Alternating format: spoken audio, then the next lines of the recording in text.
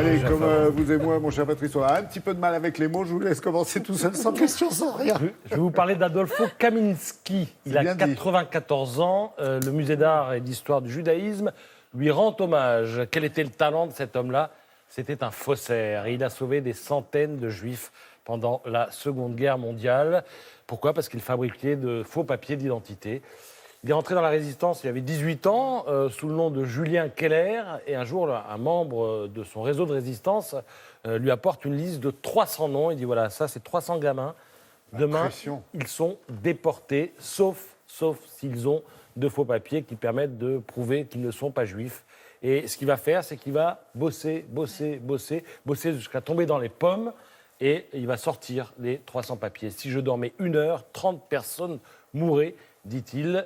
D'ailleurs, c'est à cette occasion qu'il a, si j'en crois le Parisien ce matin, perdu effectivement la vue, en tout cas pour un œil.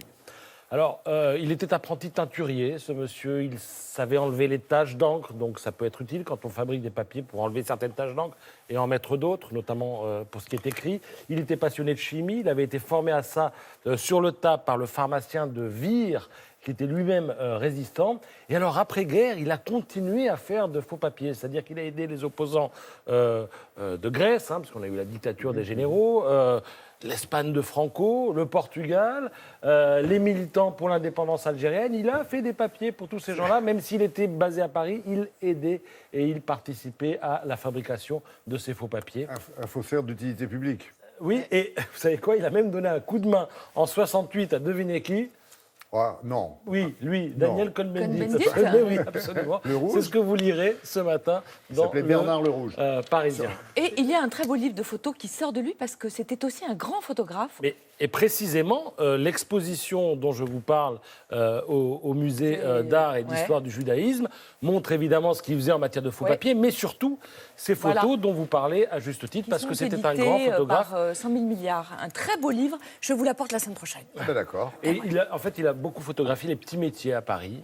Voilà, et c'est ce qu'on peut voir au musée actuellement. Ouais. Très beau. Autre chose maintenant, avec l'interview, je le signale, de Tim Cook, le patron d'Apple, ce matin, dans Les Échos. Alors il dit, bon, Apple est le premier contribuable mondial, etc. Il est contre le fait qu'une entreprise privée fasse sa monnaie, comme Facebook veut le faire. Mais surtout, il ne réagit pas à cette histoire de dingue que j'ai trouvée à la une de l'Opinion ce matin. Alors je vous la raconte, pour ceux qui n'étaient pas là tout à l'heure. C'est l'histoire d'un gars à Moscou qui a porté plainte contre Apple. Pourquoi a-t-il porté plainte? Eh bien, tout simplement parce qu'un jour, il a téléchargé une appli. Et ensuite, il a reçu un message d'un site homosexuel lui affirmant « Ne juge pas avant d'avoir essayé ». Donc le gars, qu'est-ce qu'il a fait? Il a dit « Je vais essayer ». Il a obtempéré. Le problème, c'est qu'aujourd'hui, enfin le problème selon lui, c'est qu'aujourd'hui, il est avec un petit ami et qu'il n'arrive pas à se sortir de ce pétrin, dit-il. Donc Apple a changé ma vie en pire en me poussant à l'homosexualité. Je porte plainte contre Apple. On va voir si le tribunal de Moscou va juger la plainte recevable. Je vous l'ai toujours dit, Patrice, avec les pommes, on a toujours des pépins.